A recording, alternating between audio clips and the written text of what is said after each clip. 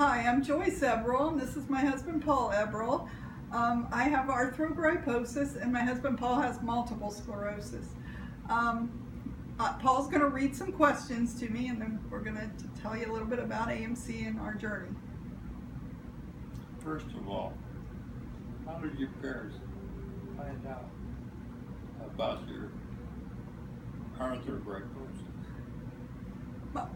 From what these are all stories I've heard. When I was born, obviously I did not look normal. There were no ultrasounds back then. I'm 54, so I believe they did know I was in a breech position. My mom did deliver me naturally, vaginally. God bless her. And when I came out, my arms were straight and palm down, and my legs were like sitting Indian style. So they knew something was wrong. So back then they kind of whisk you away from the parents and try to figure out what the heck's wrong with you. So we were lucky, and I think it was 2 or 3 days, there was a orthopedist that did know my diagnosis was arthrogryposis. In the meantime, my parents had not seen me, so that my mom and dad were obviously very worried and scared. But the orthopedist, Dr. West, who was great, came in and told them, your daughter has a disease called arthrogryposis, multiplex congenita, and her limbs are all affected, and she looks all contorted. Thank you. Also known as AMC. She looks contorted, but she has normal intelligence. We all know that's questionable now. I made Paul laugh. She has normal intelligence. She has a normal lifespan, but there are going to be challenges. She's going to need several surgeries. We're going to start casting her right away, putting her in cast to try to get her as independent as possible.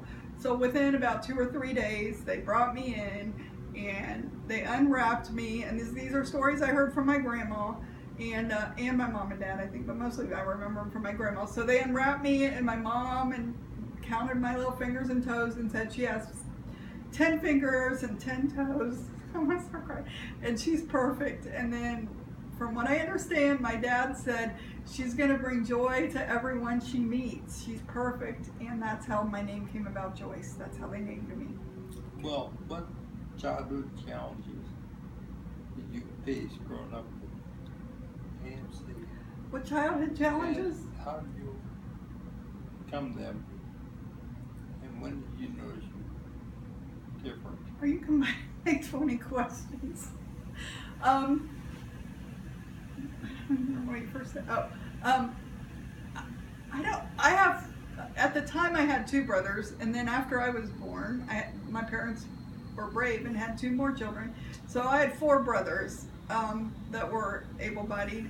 And I really wasn't treated too much differently, so a lot of people think I was really spoiled because I had 4 brothers, but tortured might be more the word. Just kidding, brothers. But I don't remember a defining time that I felt that I knew that I was different. I went to special school until 8th grade, and special school I know is like not the best thing now, but in my opinion, special school for me was a great thing because for 4 hours a day I did PT and OT, which bought me my independence. That's why I'm able to be independent now, is because I spent that time in OT, PT, and then the rest of the day learning, learning educational things. I may not be book smart, but I'm able to be independent, so that's good. One story real quick that I didn't want to tell the parents.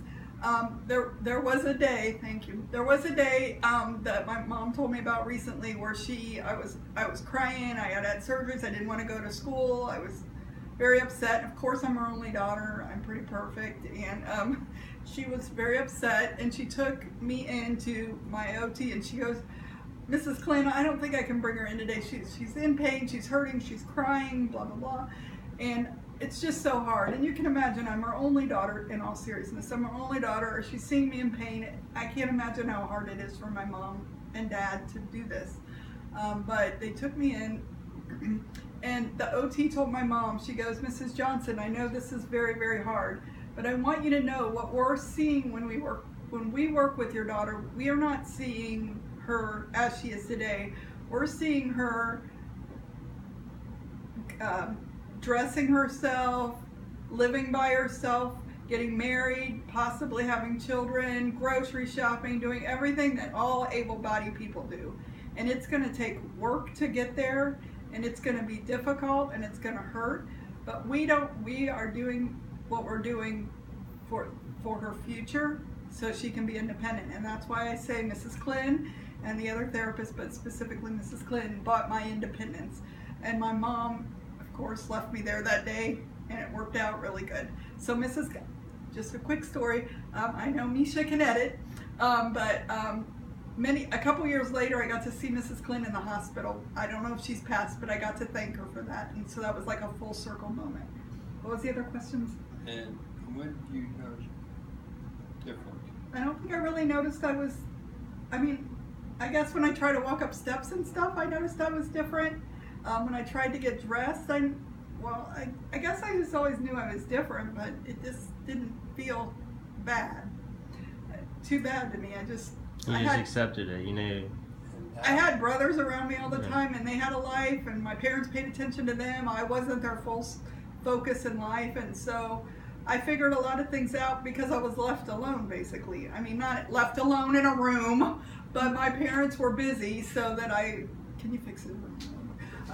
So my parents were busy, so when I got frustrated, I would look around my environment and I'd say, maybe if I put my arm like this, I can dress myself and I don't have to wait on my mom. I don't wait on my mom, especially when I start to be my teens, when you start to want to be independent. So doing things like dressing, I guess you noticed I was different, but then again in special school, they were teaching me how to accept my differences and make them as normal as possible. How do you handle bullying and rejection in school? I don't feel that I was bullied too often. If I was, I had great friends behind me that made sure I didn't see it. I tried to make friends in high school. Once I got mainstreamed in 8th grade, which is where I went to school with normal or typical kids, I tried to make friends with some people from every group, like theater kids, sport, people that were football people, people that were, what's that word? People that were less academic. And there was always someone behind my back watching out for me. And I also, some of my relatives went to school with me because we had a close-knit community, but my family was nearby all the time, my extended family, which made a great difference as well. So I don't even remember the question, but that's the answer. That's the answer. Thank you. So, was that it? Yeah. Okay. Oh no. Why is AMC awareness important? When I was growing up, I didn't know anyone with AMC. My mom was always looking constantly for someone with AMC so I could meet them, and I never understood why. This is another reason I feel different. I'm like, why do I need to see anybody with AMC? I don't need to see anybody with AMC. I'm normal. I'm totally normal. What's wrong with you people? No, I'm just kidding.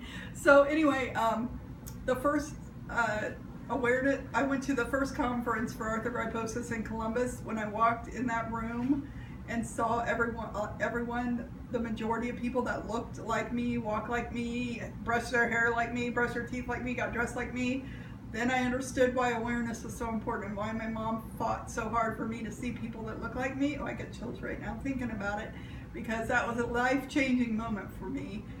Because for the first time in my life, I look around the room and I see more people that look like me than look like the average people. They look different and I look normal. And it made a big difference. I also got to see that all the decisions my parents made as far as surgeries, which were a lot, that also bought my independence. My parents bought my independence by picking the right surgeries, the right therapies, even though I cried and screamed and it hurt. They bought my independence. So I got to thank them for that. I got to see that. So that's why I think AMC awareness is important for the children to see the older population. It's important for the parents to see the older population of kids with arthrogryposis, to know that their child can grow up. Because if you look back at what Mrs. Clinton said, we see your child going to the grocery store, which I can do, getting dressed, which I can do, getting married, which I did do, I do everything everybody did, but there was a lot of struggle to get there. But everything Mrs. Klin and my parents saw for me has come true. So it's good for children to see that early instead of wait till I was probably 50, 40, somewhere like that. I was older before I saw that. Thank you very much for listening.